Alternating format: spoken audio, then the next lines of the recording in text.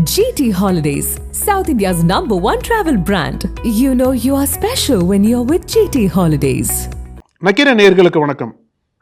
மகாராஷ்டிரா அரசியல்ல மிக முக்கியமான ஒரு முகமா பார்க்கப்பட்ட அஜித் பவாருடைய மரணம் என்பது இன்னைக்கு இந்தியாவையே உலுக்கி இருக்கு அப்படின்னு தான் சொல்லணும். இன்னைக்கு காலையில் சுமார் ஒரு 8:45 9 மணி அளவில் அவர் பயணித்த விமானம் என்பது மகாராஷ்டிராவில் இருக்கக்கூடிய பாரமதி அப்படின்ற இடத்துல விபத்துக்கு உள்ளாகி அவர் உட்பட ஒரு 5 பேர் இன்னைக்கு இறந்துருக்காங்க அப்படின்ற செய்தி இன்னைக்கு நாடு முழுக்க பெரிய பேசு பொருளாகவும் ஒரு அதிர்ச்சியும் ஏற்படுத்திருங்கன்னு சொல்லலாம்.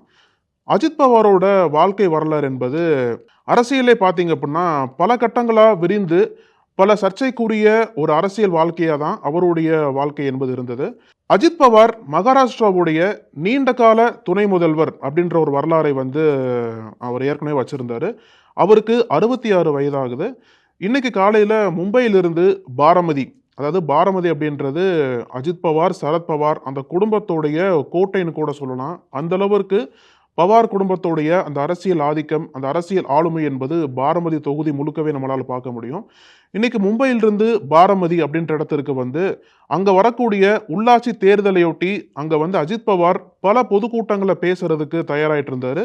அதை காண்டி தான் இன்னைக்கு காலையில் மும்பையிலிருந்து ஒரு தனி விமானத்தில் பாரமதி நோக்கி பயணம் பண்ணார். ஆனால் விமானம் பாரமதி விமான நிலையத்தில் இறங்கும்போது கட்டுப்பாட்டை இழந்து விபத்துக்குள்ளான விமானம் உடனடியாக தீப்பற்றி எரிந்து அதில் இருக்கக்கூடிய அனைவரும் இறந்து விட்டதாக தகவல்கள் இப்போ வந்திருக்கு. அதில் அஜித் பவாரும் ஒருத்தவங்க. அஜித் பவாரோட சேர்ந்து பயணித்தவங்க அவரோட செக்யூரிட்டி ஆஃபீஸர்ஸ், அப்புறம் பைலட், கோ பைலட்ஸ் எல்லாமே அந்த விமான விபத்தில் உயிரிழந்திருக்காங்கன்னு தான் சொல்லணும். இது இந்திய அரசியலில் ஒரு மிக முக்கிய ஒரு தலைவரை நம்ம இழந்துட்டோம் அப்படின்ற மாதிரி பல தலைவர்களும் இரங்கல் தெரிவிச்சுட்டு வராங்க. அஜித் பவார் பயணம் பண்ண விமானம் கரெக்டாக தரையிறங்கும் போது ஓடுதளத்தை ஒட்டி வரும்போது தான் இந்த மாதிரி விபத்து ஏற்பட்டிருக்கு. அப்பதான் சரியா கட்டுப்பாட்டை இழந்து ஓடுதளத்துல இறங்காம அந்த நேரத்துல கட்டுப்பாட்டை இழந்து ஓடுதளத்திற்கு பக்கத்துல விழுந்து இந்த விமானம் என்பது விபத்துக்கு உள்ளாயிருக்கு. இது முதற்கட்ட விசாரணை என்பது தொடர்ந்து நடைபெற்று இருக்கு. அங்க என்ன சொல்றாங்க அப்படின்னா, ஒரே பனிமூட்டமா இருந்தது, வானிலை காரணமாக கூட இந்த விபத்து நடந்திருக்கலாம் அப்படின்னு ஒரு பக்கம் சொன்னாலும், இன்னொரு பக்கம் ஏதோ ஒரு வகையில டெக்னிக்கல் ஃபால்ட் இருக்க வாய்ப்பு இருந்திருக்கு. அதனாலதான் கரெக்டா லேண்டிங் சமயத்துல கட்டுப்பாட்டை இழந்து விபத்துக்கு உள்ளானதுன்னு சொல்லிட்டு இருவேறு கோணங்களும் வைக்கப்படுது. இது முதற்கட்டமா விசாரணை என்பது தொடர்ந்து நடைபெற்று இருக்கு. இன்னும் என்பது அந்த முதற்கட்ட தகவல் அறிக்கை எதுவுமே இன்னும் பெருசா இன்னும் வெளியில வரல.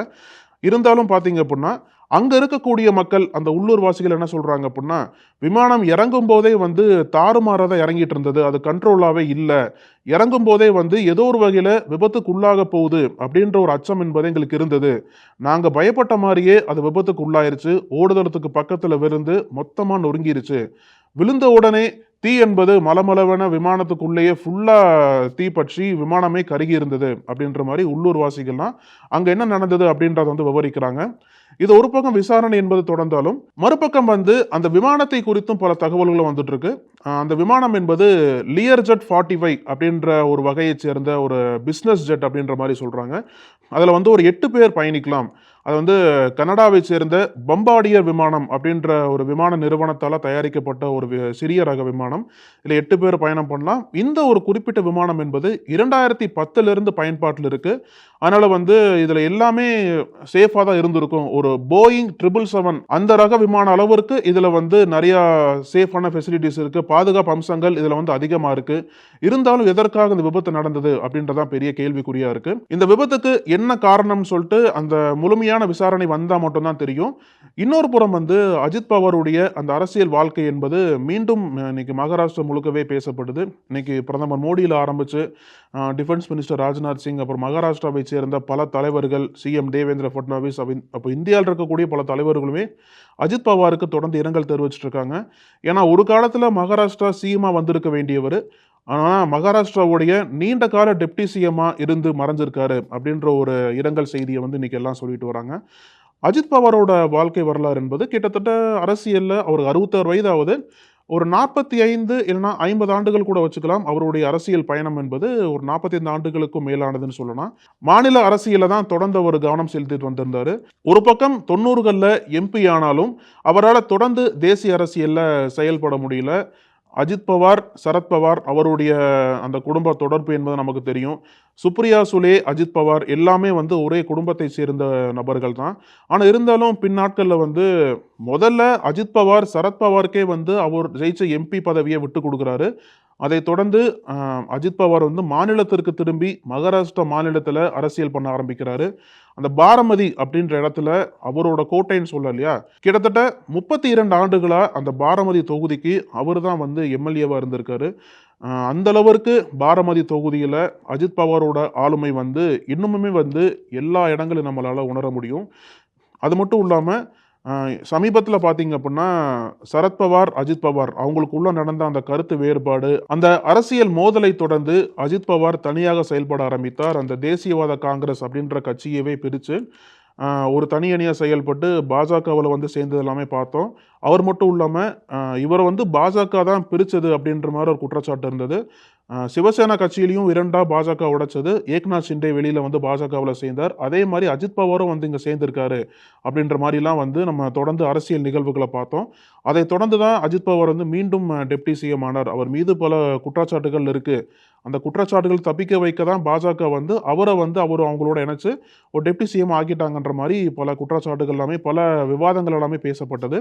தொடர்ந்து மகாராஷ்டிரா மாநில அரசியலில் கவனம் செலுத்திட்டு வந்த அஜித் பவார் ஒரு கட்டத்தில் சரத்பவாருடைய அரசியல் வாரிசு நான் தான் அப்படின்ற அளவிற்கு அங்கே வந்து அந்த அந்த பேரை நிறுவ பார்த்தாருன்னு தான் சொல்லணும். ஏன்னா அந்த அளவிற்கு சரத்பவாருடைய அரசியல் வாரிசாவே மகாராஷ்டிரா முழுக்கவே அவர் அறியப்பட்டார். குறிப்பாக 2004ஆம் ஆண்டு நடைபெற்ற தேர்தலில் அஜித் பவாரும், அதாவது தேசியவாத காங்கிரஸும் சேர்ந்து கூட்டணி போட்டு தேர்தலை சந்திக்கிறாங்க. 2 கட்சிகளுமே வந்து ஏறக்குறைய ஒரே அளவிலான இடங்களை வந்து ஜெயிக்கிறாங்க. ஆனால் அப்போ வந்து சரத்பவார் அஜித் பவார் தான் சிஎம்மாக கொண்டு வருவாருன்னு பார்க்கப்பட்ட சமயத்தில் அந்த சிஎம் பதவி, அந்த சிஎம் போஸ்ட்டை சரத்பவார் வந்து இல்லை இந்த வாட்டி நாங்கள் இந்த போஸ்ட்டை எடுத்துக்க மாட்டோம், காங்கிரஸ்க்கே விட்டு கொடுத்துறோன்ற மாதிரி அப்போ ஒரு முடிவு எடுக்கப்பட்டதாகவும், அது அப்போவே அஜித் பவாருக்கு எதிராக அந்த முடிவு என்பது போச்சு. ஏன்னா அப்போவே அஜித் பவார் வந்து சிஎம் ஆயிருக்கணும். ஆனால் அந்த ஒரு நிகழ்வை வந்து சரத்பவார் தான் தடுத்தார் அப்படின்ற மாதிரியும் மகாராஷ்டிரா அரசியல் இப்போ இன்னும் பேசப்பட்டுட்டு வருது. அப்புறம் அப்படியே நம்ம பார்த்தோம் அப்படின்னா சமீபத்தில் நடந்தது எல்லாமே நம்ம கூர்ந்து கவனிச்சு தான் வந்துட்டு இருக்கோம். எப்படிலாம் அஜித் பவாருடைய அந்த அரசியல் பாதை, அரசியல் பயணம் எப்படி வந்து அவங்க கட்சிக்குள்ளேயே பெரிய ஒரு வேறுபாடை ஏற்படுத்துச்சு, பாஜகவுக்கு எப்படி உதவியாக இருந்தது, எதிர்கட்சிகளுக்கு எப்படி ஒரு பெரிய ஒரு சோதனையாக மாறுச்சு, எப்படி சிக்கலாக மாறுச்சு. இப்போ சமீபத்தில் நடந்து முடிந்த மகாராஷ்டிரா உள்ளாட்சி தேர்தலில் கூட மீண்டும் அஜித் பவாரும் சரத்பவாரும் ஒன்றா இணைஞ்சு சில தொகுதிகளில் வந்து ஒன்றா போட்டி போட்டது எல்லாமே பார்த்தோம். அரசியலில் எது வேணாலும் நடக்கலாம் அப்படின்ற மாதிரி தான் இந்த நிகழ்வுகள்லாம் நமக்கு காட்டிட்டு இருந்தது. ஆனால் எப்படி இருந்தாலும் எல்லாத்தையும் கடந்து அரசியலில், அதுவும் மகாராஷ்டிரா அரசியலில் ஒரு மிக முக்கியமான முகமாக இருந்தவர் அஜித் பவார். அதை வந்து யாராலையும் மறுக்க முடியாது. அவர் மீது ஒரு பக்கம் குற்றச்சாட்டு இருந்தாலும் இன்னொரு பக்கம் அவருடைய அந்த ஆளுமை, அவருடைய அந்த அதிகாரம் என்பது மகாராஷ்டிரா முழுக்கவே இன்னை வரைக்கும் எல்லாருமே பேசிட்டு இருக்கக்கூடிய ஒன்று தான். அந்த வகையில் பார்த்தீங்க அப்படின்னா மகாராஷ்டிரா மக்களுக்காகட்டும் இந்திய அரசியலுக்காகட்டும் இது ஒரு பெரிய இழப்புன்ற மாதிரி தான் சொல்கிறாங்க. இன்னைக்கு இந்த விபத்தை தொடர்ந்து மகாராஷ்டிரா அரசு இது இன்னைக்கு ஃபுல்லாகவே இருக்கக்கூடிய இந்த அரசு விழாக்கள் எல்லாத்தையுமே வந்து ரத்து பண்ணியிருக்காங்க. எல்லா முக்கியமான தலைவர்களும் சரத்பவார் ஆரம்பித்து அமித்ஷா வரைக்கும் எல்லாருமே வந்து பாரமதிக்கு போகிறாங்க. ஏன்னா அங்கே இருக்கக்கூடிய ஒரு மருத்துவமனையில் தான் அஜித் பவாருடைய உடல் என்பது வைக்கப்பட்டிருக்கு. அதனால் அங்கே வந்து அவருக்கு இறுதி அஞ்சலி செலுத்தப்படும். எங்கே இதுவரைக்கும் அவர் எம்எல்ஏவாக வெற்றி பெற்று ஜொலிச்சாரோ அங்கேயே வந்து அவருடைய இறுதி பயணம் நடைபெறும் அப்படின்ற மாதிரிலாம் தகவல் வருது. இன்னொரு பக்கம் விசாரணை என்பது இப்போ வந்து முடக்கிவிடப்பட்டிருந்தாலும் இந்த விபத்துக்கான முக்கியமான காரணம் என்ன, இதற்கு முன்னாடி இந்த மாதிரி விபத்து நடந்திருக்கா? ஏன்னா நம்ம ஏர் இந்தியா ஃப்ளைட் ஆக்சிடென்ட்டே பார்த்தோம். அகமதாபாத்தில் 200க்கும் மேற்பட்டவங்க இறந்து போனாங்க. அந்த விசாரணை என்பதே இன்னும் போயிட்டுருக்கு.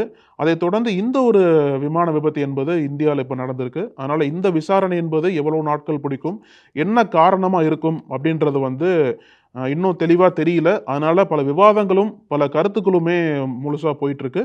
அந்த விசாரணை முடிவில் தான் இந்த விபத்துக்கான முழுமையான காரணம் என்பது தெரிய வரும். நன்றி. நக்கீரன் டிவிக்கு சப்ஸ்கிரைப் செய்யுங்கள். உங்கள் ஆதரவே எங்கள் பலம். ஆசிரியர்களுக்கு நண்பனாகவும் மாணவர்களுக்கு ஆசானாகவும் திகழும் தேர்வு வழிகாட்டி. ஒவ்வொரு பாடத்திற்கும் அனுபவமிக்க ஆசிரியர்களின் துல்லியமான தெளிவான விடைகள். CNC இருக்கு, தேர்வு பயம் எதற்கு? இது தீரன் பப்ளிஷிங் ஹவுஸ் விற்பனை வெளியீடு.